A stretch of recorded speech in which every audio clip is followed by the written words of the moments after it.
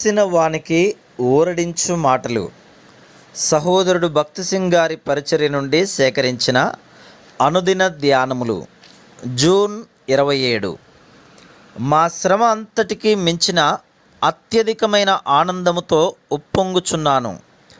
2 కొరింథీ 7:4.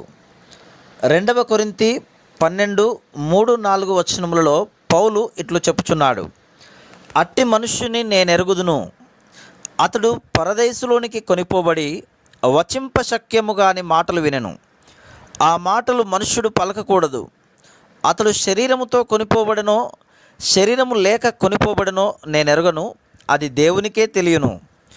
3వ ఆకాశమునకు ఎత్తబడి మానవ గ్రహింపుకు మించిన ఉచ్చరింపశక్యము గాని మాటలు వినుట ఎంత ఆధిక్యత అయ్యున్నది.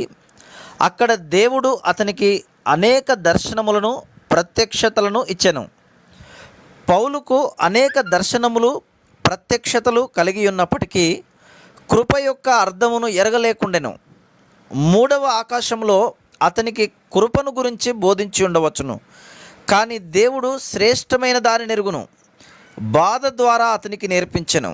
నీవు దేవుని గురించి తెలుసుకొనగోరిన ఎడల భూమి మీదే ఆయన కృపను గురించి తెలుసుకొనవలెను. పౌలు జ్ఞానము గల వ్యక్తి. అతడు ఫిలిప్పీ 3:5-6 వచనములలో సాక్ష్యమిచ్చినట్లు అతడు లేఖనములను ఎరిగినవాడు, కానీ అద్భుతములు కానీ లేఖనములను గూర్చిన జ్ఞానము కానీ అతనికి కృప యొక్క అర్థమును బోధించలేదు. దేవుడు అతని శరీరములో ఒక ముళ్ళును అనుమతించినట్లు చదువుచున్నాము. అది మిక్కిలి బాధకరమైనది. అనేక మంది బోధకులు, విద్వాంసులు ఆ ముళ్ళు ఏమో తెలుసుకొన ప్రయత్నించిరి. దాని విషయమై దేవుడే మౌనముగా ఉన్నప్పుడు మనము ఊహించుటకు ప్రయత్నించకూడదు.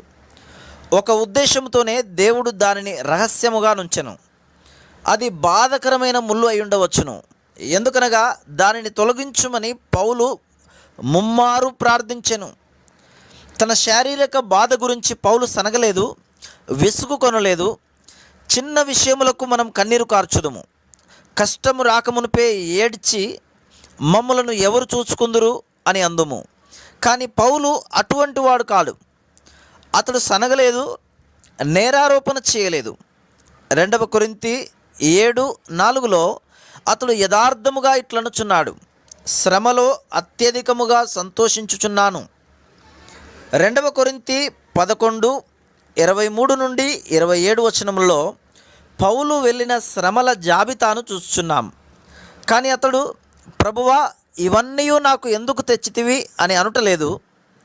ఒక్కసారి కూడా అతడు సనగలేదు.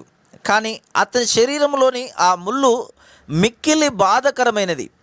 అతని స్వశక్తి అంతరించి ఉండును. అందువలనే అతడు ప్రభువును ముమ్మారు బ్రతిమాలెను. అతడిట్లు ప్రార్థించి ఉండవచ్చును: ప్రభువా, నిన్ను బ్రతిమాలుచున్నాను, నిన్ను వేడుకొనుచున్నాను, నా ముళ్ళును తొలగించుము. ఇవి సామాన్యమైన మాటలు కావు. మరలా అతడిట్లు ప్రార్థించెను: ప్రభువా, దీన్ని తొలగించుము అని నిన్ను బ్రతిమాలుచున్నాను. 3వసారి కూడా, దయచేసి నా బాధను చూసి ఈ ముళ్ళును తొలగించుము అని అడిగి ఉండవచ్చును. కానీ ప్రభువు, నా కృప నీకు చాలును, కృపను గురించి ఆ మార్గము ద్వారా మాత్రమే నీకు బోధించగలను అనెను. పౌలు ధైర్యముగా అందరికీ ఇట్లు బోధించెను: కృపచేతనే మనము రక్షించబడితిమి. నేనేమై ఉన్నానో అది దేవుని కృప వలననే అయ్యున్నాను అని చెప్పాను. దేవుని కృపను ప్రజలు అనుభవపూర్వకముగా ఎరగవలనని అతడు బోధించెను. ఈ మాటలను రాసెను. సంఘ చరిత్రలో అతనికి ఒక్కనికి మాత్రమే 3వ ఆకాశమునకు పోవు ఆధిక్యత లభించినది.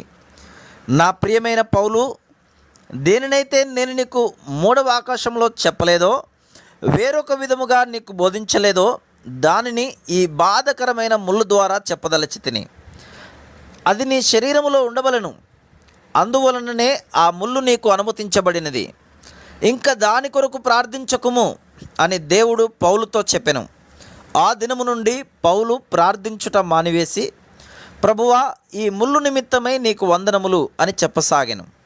ఎప్పుడైతే ఆ ముళ్ళు బాధకరముగా నుండినదో అప్పుడంతా పౌలు ప్రభువా, ఈ ముళ్ళు నిమిత్తమై నీకు వందనములు, నాకు నీ కృప, అధికమైన కృప, ఇంకను అత్యధికమైన కృప కావలెను అని పాటలు పాడి దేవుని స్తుతించ మొదలుపెట్టెను.